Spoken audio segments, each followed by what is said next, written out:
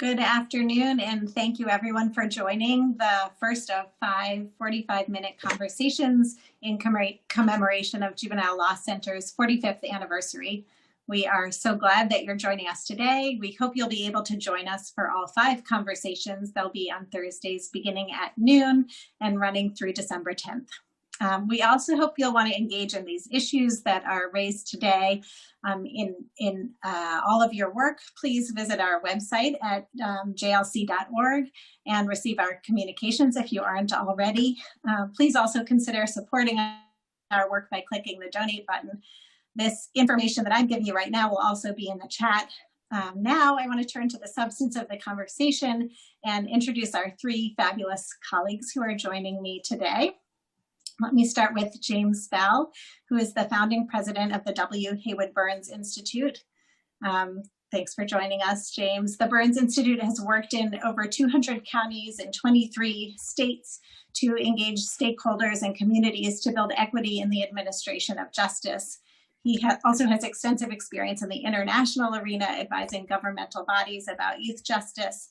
And James has appeared on television shows, conducted radio interviews, authored publications on the intersections of justice and education, health and family disruption.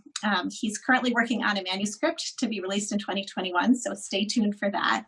But most of all, James is a real leader to many of us for his brilliant, persistent, creative approach to reimagining what justice and well-being and equity should look like for young people in our country. And we are grateful also to James for being a member of our board. So thanks, James, for joining us today.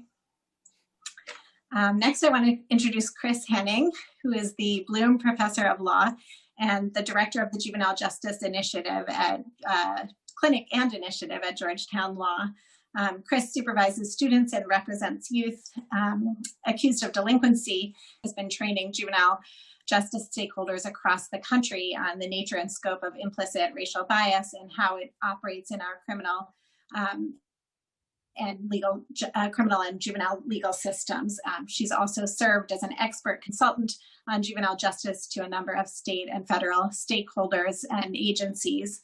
Chris writes extensively about race, policing, and the juvenile legal system, and she's now working on a book forthcoming with Penguin Random House about the criminalization of Black adolescents and the intersection of race, adolescence, of policing. So please add that one also to your reading list.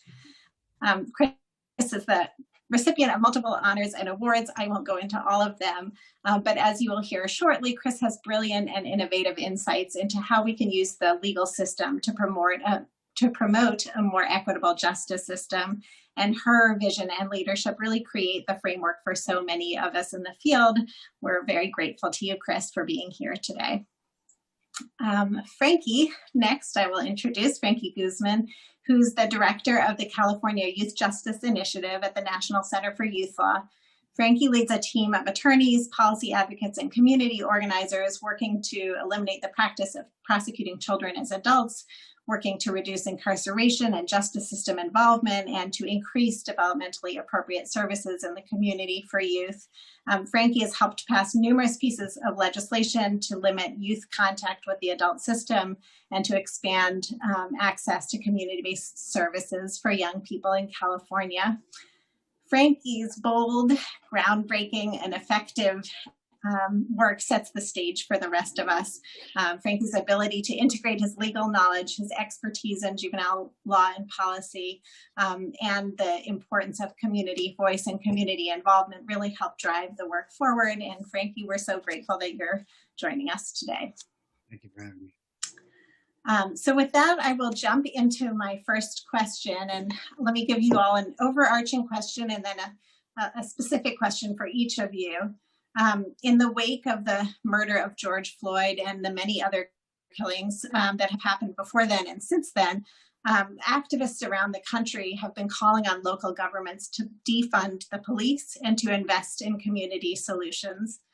The Movement for Black Lives also put out a federal policy platform that also calls on us to repeal existing federal laws and replace incarceration and policing with a community investment. And so my first question is really, is this a moment for radical transformation of our youth justice system? And what obstacles and opportunities does this particular moment present? So Frankie, if I can start with you, can you tell us a little bit more about the work that you've been doing in California policy and the role that Black Lives Matters movement has had in your work, and sort of this sense of, is this a moment of opportunity? Is it obstacles? Is it both? Where are we right now? Sure. Well, thank you. And so I guess I'll just answer the first part of your question first, which is, what have we've been working on here in California? And I'll just start by saying, the movement that we've been engaged in here in California has been a multi-year effort, going back, even before I became a lawyer in 2012. There was a lot of organizing around ending life without parole for young people, and some of the most severe sentences that were happening, being imposed on young people by the state, what I would consider state-sanctioned violence or child abuse. And when I became an attorney, my role was to end direct file in California. And I realized pretty quickly that there was already a lot of different organizing happening around a number of issues. And over time was able to tap into different groups. There are, a lot of Latinos. The brown community here is pretty big and strong and active. Black community, indigenous folks, Asian and Pacific Islander communities, who are all really feeling the pain of the criminal justice system and social policies that have, really, built, I guess, white privilege on our backs, so to speak. And working with this coalition, we've, over the last few years, have been able to accomplish a lot of different things, 17 landmark bills that I've directly been involved with drafting, passing, and implementing that range from the very deep end, like abolishing life without parole for juveniles, establishing youth offender parole hearings for young people sentenced to lengthy prison sentences that affect about 30,000 people in our prison system, to abolishing prosecutorial direct file and removing 14 and 15-year-olds from the transfer statutes, while also on the, I would say on the front end, establishing a minimum age of juvenile court jurisdiction at age 12 and enhancing Miranda rights protections for all juveniles, young people aged 17 and younger, who can no longer speak with an attorney in a custodial interrogation setting before they've consulted with an attorney. But we've also focused on front-end investments in community through diversion and community-based services at the rate of about $60 million in the last couple of years. All of that resulting in, I just wanted to mention, there was recently a publication by, I believe it was Human Rights for Kids, a 2020 state ratings report on human rights protections for children in the US. California was the only state to be ranked in the top tier because of the work that we've had. And I just want to just give a shout out, to our coalition, which is broad-based. As I mentioned before, it is Black, Brown, Indigenous, API, but also includes, a lot of other folks, faith and law enforcement. And I think that, with our coalition, playing politics, I guess on politics terms in some cases, has really allowed us to withstand the political winds, because I will say, now getting to your second question of what role has Black Lives Matter had in our work, and I'll say the spirit was definitely felt, beginning before George Floyd and all that. I think Latinos and natives and Black people in California definitely recognized police violence as an issue. It's been happening in California for centuries, even before we were a state. But I will say, honestly, I don't think that it's been felt as strongly, certainly not in our Capitol building, as we would hope. And I'll just give a couple examples. We had a lot of police accountability bills that were raised up this year. None of them made it out. There was a lot of talk. I'll say our government, especially our governor, gives a lot of lip service to racial injustice and racial justice as a priority. But I haven't seen that play out. And another example is COVID-19. There was very little urgency or any attention paid to the plight of young people and their families who are being incarcerated. We organized, we pushed the governor's office to have some kind of a response to young people who were over incarcerated in very dangerous settings and were contracting COVID. And the position was, let law enforcement, by that I mean probation, deal with it. We have full faith that they can handle this, and they did nothing.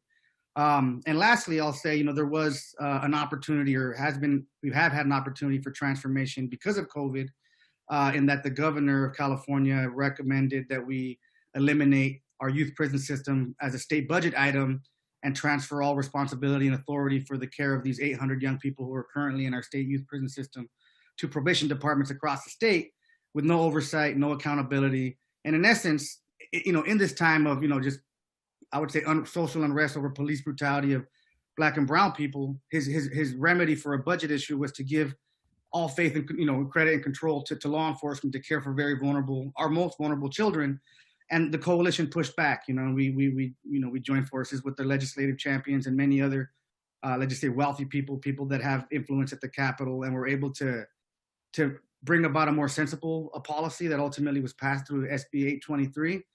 But what I want to say is, our leaders weren't as responsive as we would like to the plight of racial justice.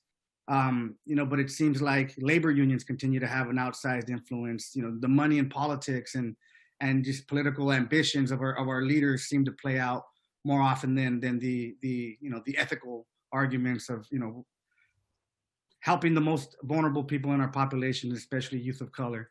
And so I don't want to be too dark about it, but I will say what has continued to work consistently for us is having a broad network that includes I would say law enforcement, wealthy white people, and the people that have been most impacted by these policies to really push politicians with politics and through people power. And so I do think that Black Lives Matter movement has brought attention to it, but it has continued to be kind of playing the game that I guess the politicians play, that has really in the end won out. And I just again mentioned none of the police accountability bills that I'm aware of actually made it out of the legislature. And if that's any indication, I think that today, even with the election, and I won't say much more about it, we kind of see where people's hearts and minds are, in private versus where they are and what they say in public. Thank you for that, Frankie. I think what I'm hearing in your words is both some ideas about where we might move forward and how to be most strategic, but also that we need to be clear-eyed and realistic about what the obstacles in front of us are. I really appreciate your comments. James, let me turn to you now. A lot of your work has been with system stakeholders and with community members across the country. What should they be doing to address racial disparities in their jurisdictions in this moment? And sort of same context, is this a moment to push for a radical transformation in ways we haven't, or should we stay the course and continue? Have we always been pushing for radical transformation? Where are we now, and how can we move forward with our advocacy for an equitable system? Like my other colleagues, I want to thank you for this opportunity. I think in 45 minutes, all we can do is share ideas that might provoke some thoughts. We are not going to solve these problems in 45 minutes. I am, as today's and this week's election is showing, I'm always wary that this is a moment. For somebody that grew up in Jim Crow, I'm about to retire and we're still dealing with the same kind of anti-Blackness that I have grown up with. So while the moment may have heightened some awareness for those that need it, in my opinion, there are 2 points of analysis, I think, during these times, Jessica. And I think what happens is people, as Frankie, I think, just really hit the nail on the head. People mistake, they conflate heightened awareness with political will, and it's just not there. And because what we need is more than heightened awareness. It does not often move to political will. And the structural underpinnings of the justice apparatus, as Frankie mentioned, have not significantly changed. The 4 legs of the stool of justice, the courts, the police, the prosecutors, and probation, have not demonstrated in any way an urge to do business differently. They still continue to protect their turf, protect their jobs, and protect their ability to exercise social control over the other. And so I think we need to be very smart and strategic about what we are building in its place. And I think that when you look at where it is beginning to happen, it is beginning to happen where you have folks that are being pushed by communities, by people that are organized, as Frankie has said. There is no way policy advocates by themselves can do this without the streets. The streets are really who the politicians listen to, in addition to research, evidence-based practice, all the stuff that they talk about in hearings. It's the streets that they really listen to. And to try to get this agenda without some organizing is, quite frankly, lazy, and it's not going to be effective. And if you get a win, it won't be sustained, because all of this is buttressed by white folks' fear. And white folks' fear are at the basis of all of this. And white folks just seem to get scared really quickly and ask for the institutional apparatus of justice to protect them. And so I don't see that changing in this moment. I just see this as an opportunity for us to continue to build a vision of what can be different, and build power to change it. Thanks, James. So another clear call on us both to recognize the reality of the problem in front of us, the depth of the racism that we're facing as a country, the fear. I think your point is very well taken about the fear of white folks. And I think I've heard you say this before, when we think about our justice system, who are we protecting with the justice system? And so challenging ourselves to ask those questions and then to build the power in collaboration to change things. Thanks, James. Chris, let's narrow in a little bit. James mentioned the various stakeholders in the system and how they hunker down and protect their turf. But you've been doing a lot of work that is pushing the boundary with specific legal system stakeholders. Can defenders seize this moment to address racial justice in a different way in their individual cases?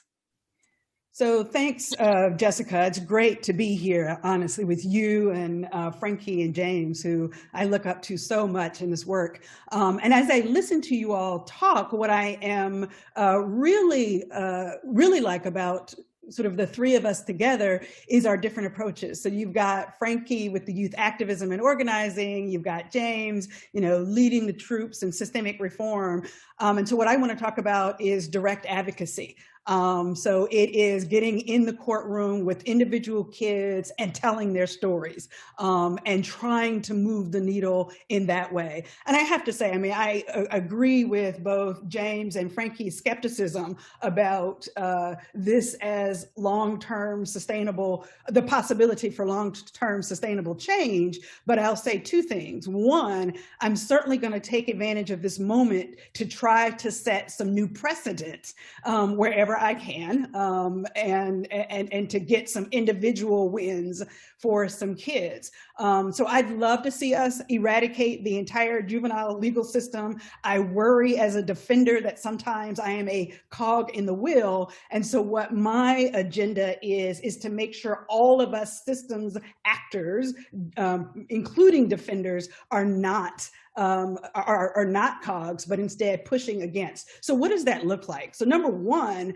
some of the work that we're doing, and actually have been doing with JLC, is really pushing this notion in the courts of a reasonable Black child, right? And then fill in the blank. It could be a reasonable Latinx child. It can be, let's fill it, a reasonable indigenous person. So we could fill in that blank. But what does that look like? It recognizes that the criminal legal system has forever been normed on a white, middle-class, educated adult norm, right? And that the judges who have penned the Supreme Court opinions and the state appellate opinions have been wealthy, educated white males. And so as a result, this idea of a reasonable person in criminal law has repeatedly failed to take into account the realities of people of color who are way overrepresented in the system. So how do we push back on that? One is for advocating advocating at each stage of the legal analysis for consideration of race. So for example, there's so many examples, but we could talk about search and seizure, right? But getting judges to recognize that a reasonable person or a reasonable Black child, to be specific, is more likely to believe that he or she is seized, right? And has no choice but to comply with the police. And so these protections that we have set up with the Fourth Amendment are actually meaningless to a Black child who feels like he has no choice or no ability to walk away and to go freely. You know, using the reasonable Black child standard to help judges across the country recognize that Black children run not because they're guilty or have some consciousness of guilt, but they run because they're afraid of getting killed, or they know that they're going to be accused of doing something that they didn't do. So these are just little ways in which we're pushing the envelopes. This same sort of analysis, this reasonable Black child analysis, you know, extends to the interrogation context and the overpowering, you know, of children of color to confess and to confess falsely. It's relevant at the disposition phase, the front end detention phase, and the like. Just to give an example, I'm going to put in the chat an article about the reasonable Black child. I'm also going to refer you to a pleading that I co-authored with JLC, with the Juvenile Law Center, on behalf of Taikore Evelyn, again, advocating for this notion of a reasonable Black child. So for folks who are interested in seeing what this kind of litigation looks like on the ground, it's worth looking at. So the final thing I'll just say in terms of using this moment to tell our kids' narrative right now and to advocate for some precedent, you know, so Frankie, I'm sad that your efforts or that your politicians demonstrated no compassion for people of color in the middle of COVID. My only response to say to individual advocates who are watching is we got to keep pressing to get the right judge in the right city, in the right state to make some changes. And so we have seen some, at least at the individual advocacy level, some depopulation of juvenile detention facilities and especially some adult facilities with young people in them. We've seen some reduction across the country in judges detaining kids pre-trial as a result of COVID. So just as an individual advocate on the front line, just continuing to push for that to the greatest extent possible. And we've seen some movement. And then around legislative reform, using this as defenders who are on the front lines and have the narratives from the young people that all of us work with, Frankie and James, to push for what our communities are asking for, which is, you know, in my jurisdiction, police-free schools, and getting the local jurisdiction to shift funding from the police department back into the school system, for the school system to come up with creative alternatives to police officers in schools. So we're seeing some of that across the country in the wake of George Floyd. And so just from the individual advocacy level, we just keep pushing the best we can. Thanks, Chris. I think the just keep pushing message is probably one that we all share. Whether we're working at this at system level, at an individual level, through policy, through law, whatever comes our way, we understand what our young people are asking for. We talk to them regularly, and so persistence seems to be the name of the game and the one thing that we can't give up on. I think all of you sort of mentioned the power of collaboration, the power of multiple stakeholders. And to dig into that a little more, I want to ask you, as lawyers, as policy advocates, as organizers, who should we be working with for reform? What role should youth who have been in the justice system and their families and communities play? I think some of you touched on this a little bit already in your first comments. but how should they inform our strategies, and what other stakeholders should we have around the table as we try to push for this? Frankie, let me start with you, and I have kind of a two-part question. One is, what role should youth who have been in the justice system and their families play? And I think you also mentioned something earlier in your remarks about the role of police and unions. So if there, and there was a question about that. So I don't know if you want to tuck in a little comment about who do we reach out to and how do we connect with young people and families, and how do we think about the other allies or opposition? Sure. So first off, I'll answer the first question, which is how do we work with, or what should the role of young people be? And I will say, you know, personally, my upbringing, you know, I grew up in the California Youth Authority, you know, from age 16 to about 24 years old. And I remember many years being in a very draconian environment, seeing all sorts of violence happening, you know, guards to youth, youth on youth, and vice versa, and, you know, youth on guards. And always hearing the judge's words about, you know, we're sending you to the California Authority for you to become better, to become rehabilitated, and then arriving there and feeling like I was being held underwater, you know, being tortured in a sense. And nobody cared. I didn't see lawyers coming in, you know, my lawyer or any lawyers coming in, no adults coming in to check in on us. And I really felt abandoned, like who's holding the, you know, the executioners accountable, so to speak. And I feel like many kids feel that way. This idea of fairness is something that I think young people experience and feel very acutely. And so for me, I just know that I always had a lot of ideas, and getting, you know, out of that situation, and through law school, I had these ideas. And I think in a very real way, I haven't changed who I was. I still am the same 15-year-old Frankie. I just have a lot more tools in my belt and feel less powerless. And so I act less crazy, let's say. You know, but I respect that. And I know that other young people still have ideas, and they understand fairness, and it's us as adults to help them make sense of those and be practical, or make them, you know, into practice. And so with all that, I say, you know, I think involving young people, they should be central, right? From issue identification to development of whatever statute or campaign, you know, we're embarking on. The advocacy, I've often experienced young people have better, you know, reception with lawmakers than do the people in the suits. You know, even though I have my own story, you know, legislators don't care about that. You know, they want to hear about the young people's experience and implementation. I think that is also important, that we involve young people in implementation. And I will say, as an attorney, I've also experienced the challenge that, you know, that comes with combining, you know, well-to-do, well-intentioned white lawyers more often than not with Black and brown young people who are very disenfranchised, disillusioned, distrustful.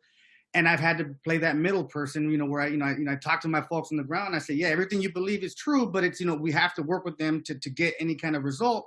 And with my, you know, my more privileged colleagues to say, look, like, you know, it is challenging, but if you want to be helpful, then suck it up, you know, show some humility, and let's meet them in the middle somewhere. And being able to bridge that gap has been, I think, largely my role in this movement, because I am both, you know, formerly incarcerated. I'm brown, and I'm an attorney. And I think that it's been a very rewarding experience. It has been challenging being able to, or having to, like, facilitate this interaction with, you know, very complicated law, you know, policies and culture that is very foreign, I would say, to a lot of people on the ground. And it's not always easy to just say, well, that's how it is. It's like, that's not how it has to be, right? And so I think that that's very important, to involve young people, but recognizing that it is challenging, and sometimes not everybody could be the intermediary, but we need to find those people that can help bridge the gap and build trust for a long-term movement. But I also want to say that a big part of what I think has helped us succeed in California is not just, and at least with my project, is not just focusing on the no campaigns. You know, I've always felt, and I've experienced, that when we just say no to what we don't want and don't offer up solutions, it undermines our credibility and it makes us look naive, right? Like, because I've heard people advocate against incarceration, advocating for community-based responses, and when pushed on it, you know, what is the community-based response? We have no answer, because it's just something that we think, that we feel, but we don't really have, I think, the examples or the models. And so before we go into these conversations and make these kinds of asks, I think we need to really think of solutions. And I think that necessarily involves a broader coalition. For example, I try hard to work with public health folks. I often say, you know, I think that the solution is rooted obviously in health. The only way to achieve public safety is through public health. But I've often found that sometimes, you know, public health professionals are not the aggressive types. And I think maybe it's self-selecting kind of a workforce where people that are more aggressive, I would say maybe even bullies, tend to go into a different profession, and people that know better often become doctors.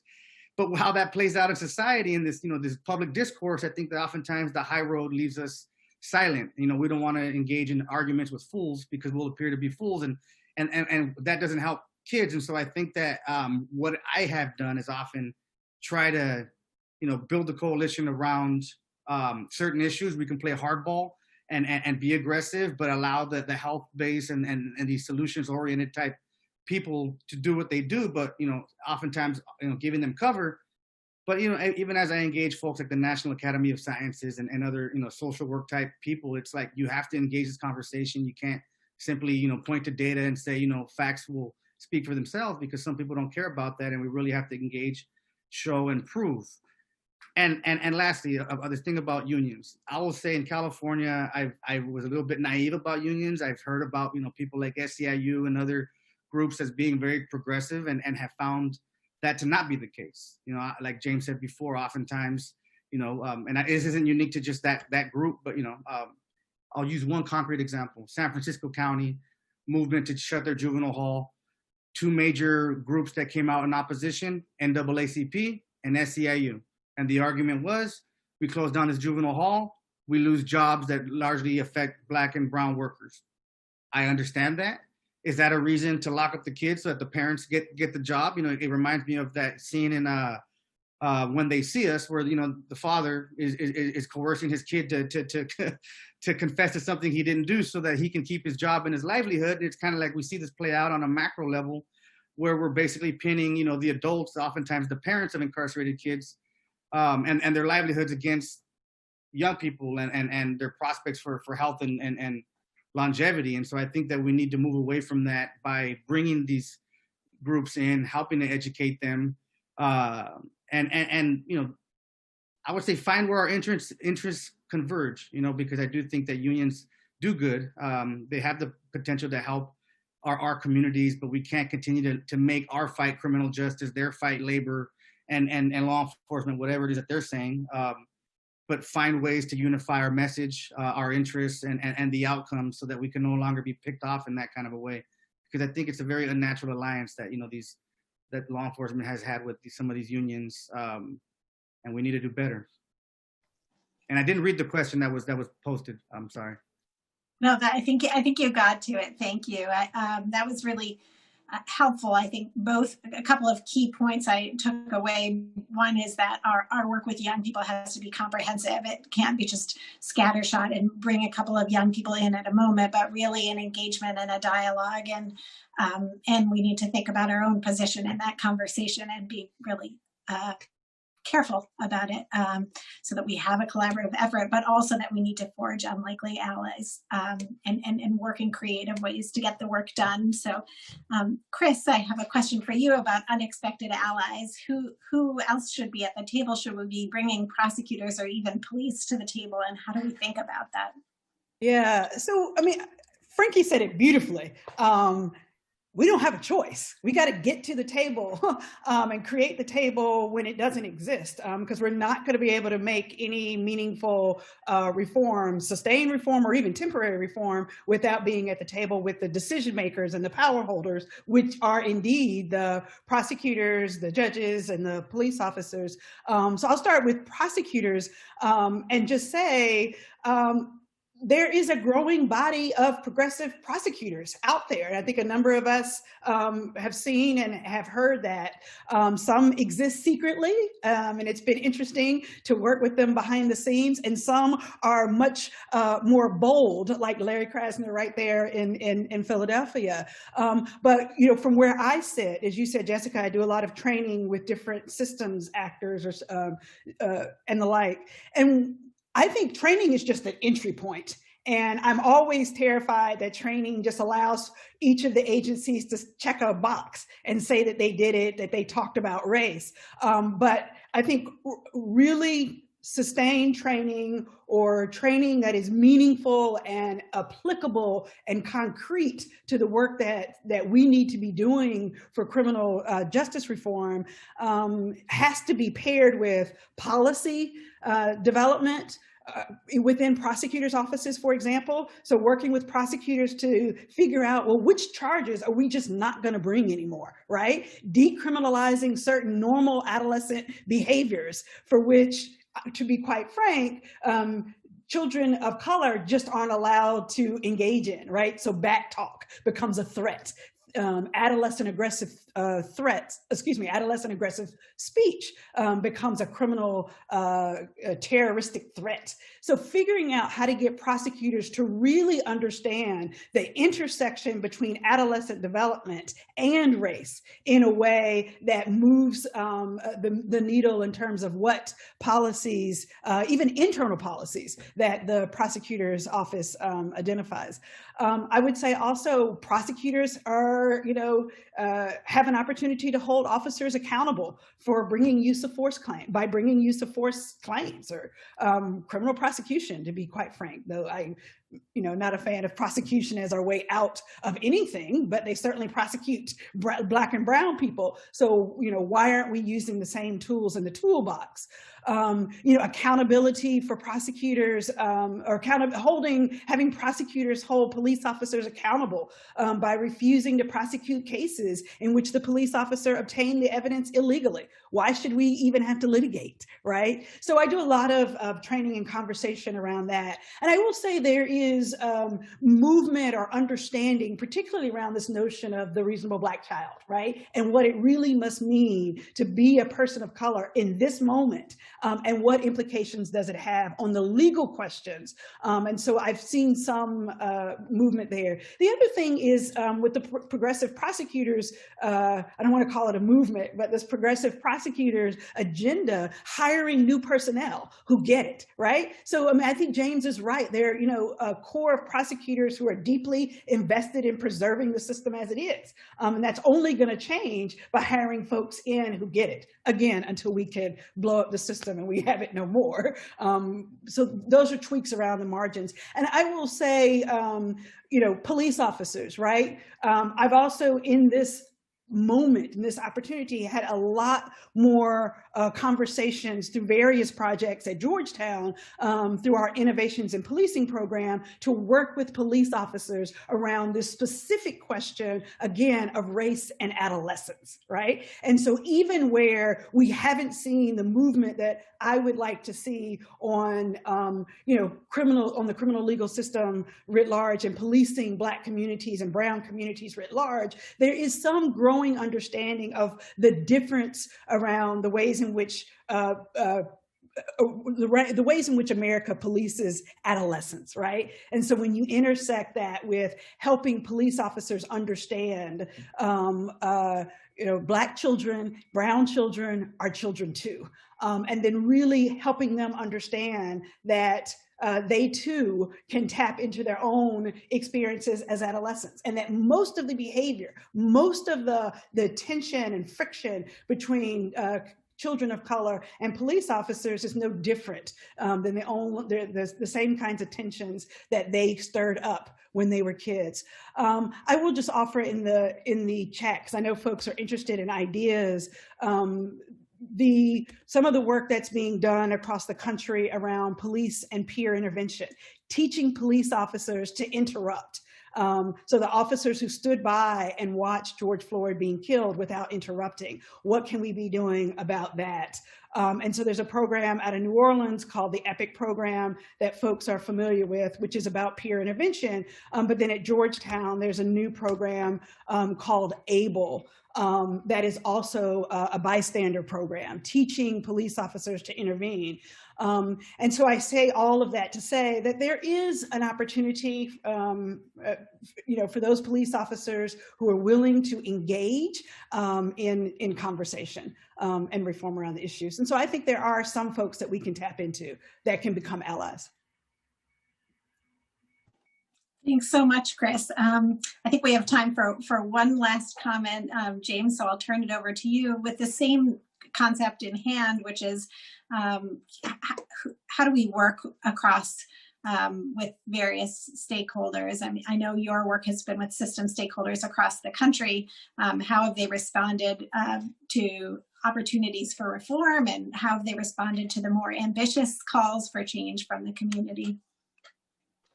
Yeah, so I believe that we are past reform, because all reform is going to do is get them to do better how they socially control us.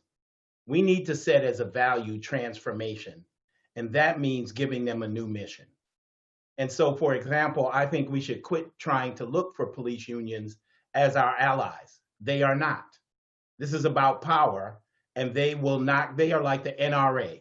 They will not concede 1 inch in terms of being more humane and more thoughtful in how they do business, because what they have been tasked to do by our society is to be the tip of the spear of social control. And so when you see Derek Chauvin killing George Floyd while looking at the cameras calmly, he's like, what are y'all mad at? This is what you've been telling us to do for 200 years. And until we tell them to do something differently in a paramilitary organization, we've seen after George Floyd. We just saw it in Illinois. We just saw it in Philadelphia. They will continue to do what they believe society has told them to do. And so we have to be values-based, because this criminal legal system is about punishment and accountability. They keep dressing it up with all these words, but it is the Merchant of Venice. They want a pound of flesh. They want Frankie in a cell for 3 years for whatever he or she has done, because that's what America does in order to maintain social control and what it considers to be civil society. We are addicted to punishment as a way to deal with social issues. So we should look for allies. We should look for people who believe like us, but understand that if you put an Asian woman, a Latinx man, a Native American woman as a judge in a structure that is there to punish, I don't care who they are, there's only so much they can do. Barack Obama was president of the United States, and this white boy called him a liar in the middle of the State of the Union address. That is the country we live in. And so these institutions have to be given a different mission. And that means, in line with Frankie and what Kristin are doing, let me just say, I am not so pessimistic as to not persevere. This makes me actually more excited, because the clearer it gets, the less we think that we should be trying to do these little hand-holding deals. This is about power. And so we need to understand that we have to fight power with power, not keep thinking that we can convince people. Those people are not going to be convinced. We just have to have our values and keep pushing and keep persevering and change the notion that white is the standard. I love what Chris is saying about, we have to change the standards. The standards were normed for the results they're getting. And what is that?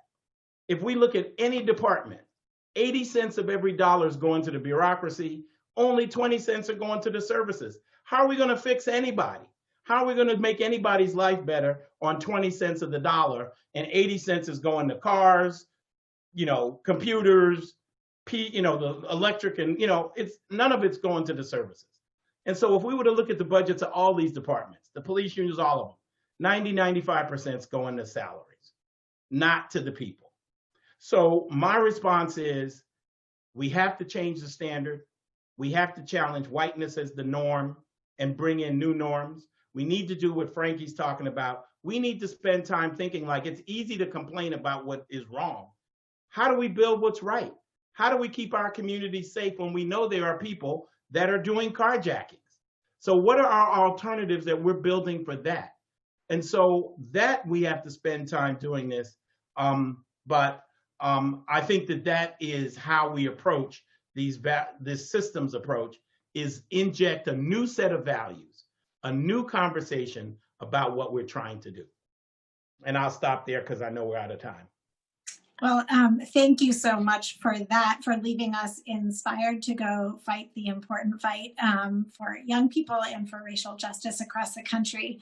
I assume that other people like me wish that we had another 5 hours because this conversation only just scratched the surface and only just began, but I know folks have to go. So I just want to thank each one of you so much for joining us for this important conversation, but more importantly, for the brilliant work that you are all doing. I hope that all of you who are listening continue to learn more about these issues affecting young people in the child welfare and the justice systems. Reminder to join us for the next 4 45-minute conversations on Thursdays at noon, going through December 10th. And another reminder to please visit us at jlc.org to learn more about the issues and to consider supporting our work. Thanks to everyone for joining us, and thanks most of all to the panelists for this really helpful, thoughtful conversation that hopefully is the beginning of many more collaborations moving forward. Thank you. Thanks. Thanks, everyone. Bye.